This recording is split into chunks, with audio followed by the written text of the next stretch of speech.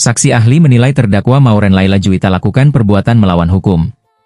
Karena membuat akta jual beli, AJB, di hadapan Notaris Prasetyo S.A. tahun 2010, tanpa terlebih dahulu dilakukan pembagian harta waris.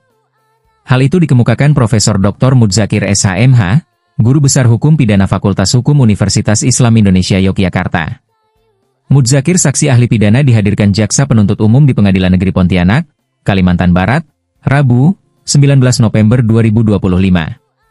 Perbuatan terdakwa membuat AJB tanpa melibatkan 12 ahli waris maupun ahli waris pengganti, tidak sah, dan batal demi hukum. Berimplikasi perbuatan melawan hukum bagi terdakwa Mauren Laila Juwita. Jadi saya ingin sampaikan dalam perkara tadi sudah saya sampaikan keterangan ahli dari awal sampai akhir yang pada intinya begini. Kalau ada seorang anggota keluarga, sebut saja bapak atau ibu meninggal dunia, maka tindakan yang harus dilakukan adalah membagi harta warisan yang ditinggalkan oleh almarhum. Kalau almarhum itu ibu, maka sisanya dari anak dan bapak itu adalah sebagai pewaris, ahli waris yang memperoleh bagian pada harta itu. Maka supaya tidak menimbulkan masalah hukum, ya sebaiknya pertama lakukan tindakan hukumnya itu adalah membagi harta warisan. Kalau berdasarkan etis zina, itu adalah sesuai dengan semua harta warisan itu dibagi kepada anggota ahli waris yang nilainya sama. Nah, kalau itu sudah dilakukan pembagian warisan, ya silahkan saja nanti antara anggota ahli waris itu mau tukar menukar, jual beli, monggo silahkan.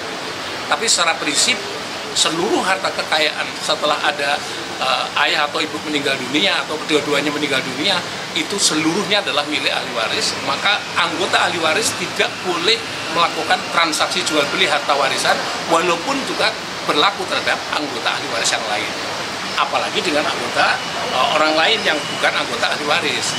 Jadi harus tetap utuh ya sampai pada harta kekayaan itu dibagi kepada seluruh ahli waris. Nah, kalau harta kekayaan ahli waris tadi, harta warisan tadi sudah dibagi kepada seluruh anggota ahli waris, gitu, berarti silahkan anggota ahli waris tadi bisa melakukan transaksi jual beli antar masing-masing. Boleh aja, silahkan, nggak apa-apa. Mau ngambil juga boleh, mau tidak ngambil juga boleh. Tapi prinsip harus punya hak masing-masing. Kalau tadi ada 12 ahli waris, maka 12 itu punya hak hukum semuanya. Saya kira itu yang menjadi pokok. Kalau itu belum dilakukan pembagian ahli waris, pembagian kepada seluruh ahli waris, maka tidak boleh ada transaksi jual beli. Bagaimana kalau sudah terlanjur? Kalau sudah terlanjur, ya sebaiknya yang sudah terlanjur tadi harus oleh hakim berani untuk dinyatakan tidak sah dan batal demi hukum, dan oleh karenanya dokumen itu harus dimusnahkan.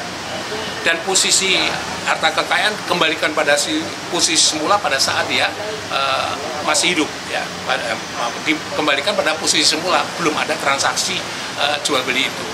Nah, atas dasar itu baru kemudian objek harta warisan tadi dibagi kepada 12 orang ahli waris. Saya kira itu penyelesaian yang fair dan bagus.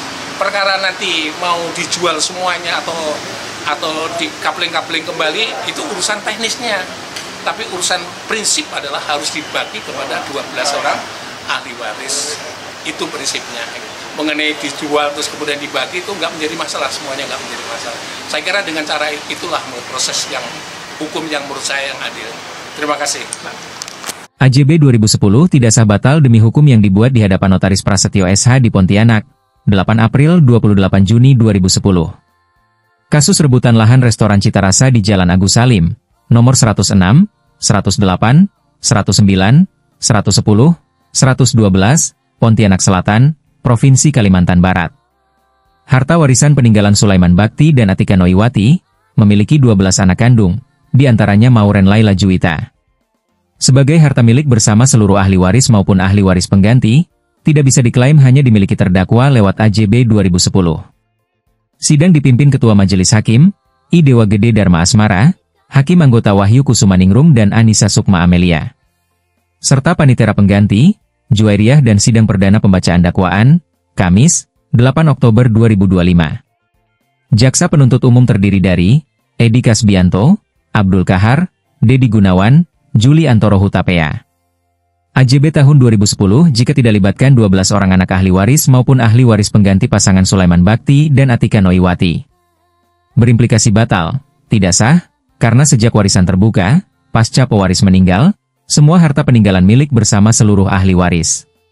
William Lahmudin, ahli waris pengganti Saleh Lahmudin, dan Wahyu Haryanto, ahli waris pengganti Sulistiowati, kehilangan hak waris.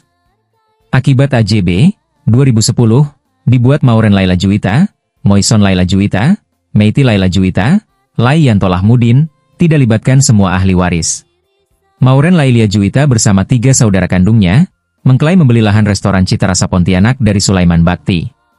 Dalam pembuatan AJB tahun 2010, hanya ditandatangani 7 dari 12 ahli waris maupun ahli waris pengganti. Sehingga William Lahmudin membuat laporan polisi menyebabkan Mauren Laila Juwita menjadi terdakwa.